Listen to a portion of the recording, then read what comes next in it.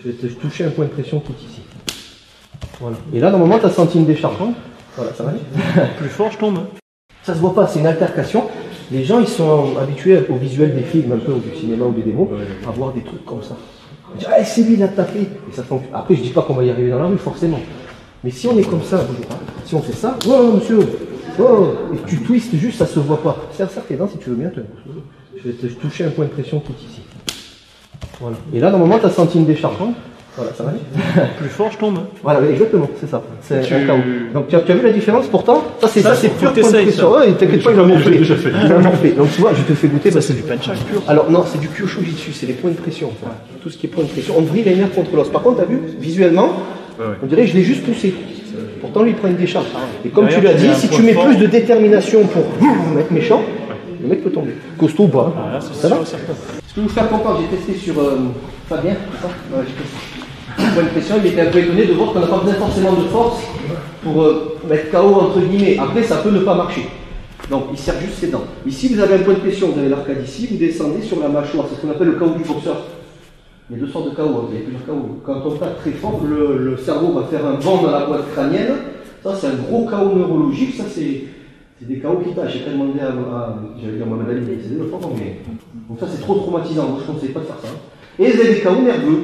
Vous prenez une bonne pistache, ne le faites pas sans arrêt, mais dans l'idée, c'est ça. Donc, il serre ses dents. Voilà. Et dans l'idée, il sent une petite décharge, dans l'idée. Donc là, c'est tout doux. Vous ne voyez pas, lui, il ressent. C'est ça, en fait, il faut sentir. Ça, c'est des KO de point de pression, ce qu'on appelle le Kyōshūjitsu. Mais visuellement, je pense que la santé. Comment? Je l'explique. Oui, vas-y, bien sûr. Ça fait une ombre qui, en fait, se dégage tout le long du crâne. Voilà, ça exactement. fait une cône à partir de la zone d'impact et ça prend toute la tête, progressivement. Pourtant, visuellement, vous vous dites, oui, il a tapé la mâchoire. Non. Oui, oui et non. Par contre, il y a un bonus, c'est que j'ai tapé en faisant ça. Alors ça prend du temps à maîtriser ça, parce que soit on tape trop doucement, on fait ça, on fait ça va. Le mec il sent que dalle, soit on tape trop fort. C'est ah, mais ça marche. Oui, mais il a morflé le mec.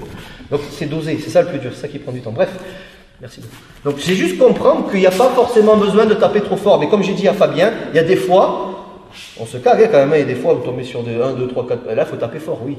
Vous tapez fort et vous vous débrouillez. Mais au dojo, voilà, essayez de doser tout ça. Parce qu'à un moment donné, on fait tellement de techniques dangereuses, on est armé, quoi, entre guillemets, on peut se faire casser la gueule, évidemment, n'importe qui. Mais ce que je veux vous faire comprendre, c'est que des fois, on est trop violent, surtout en crave, surtout en penchak, ou les techniques dites militaires, les torsions cervicales, les pétages de jambes, les cassages de coudes.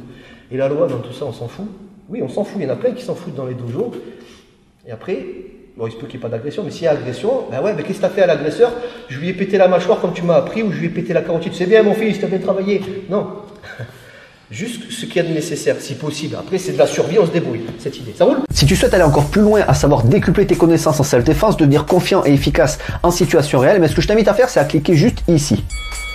Formation offerte, ou encore sur le lien qui est en description juste sous la vidéo. Voilà, j'espère que la vidéo d'aujourd'hui t'a plu et que t'a aidé à progresser un petit peu plus. Quant à moi, je te retrouve de l'autre côté pour commencer ta formation vidéo offerte. À tout de suite.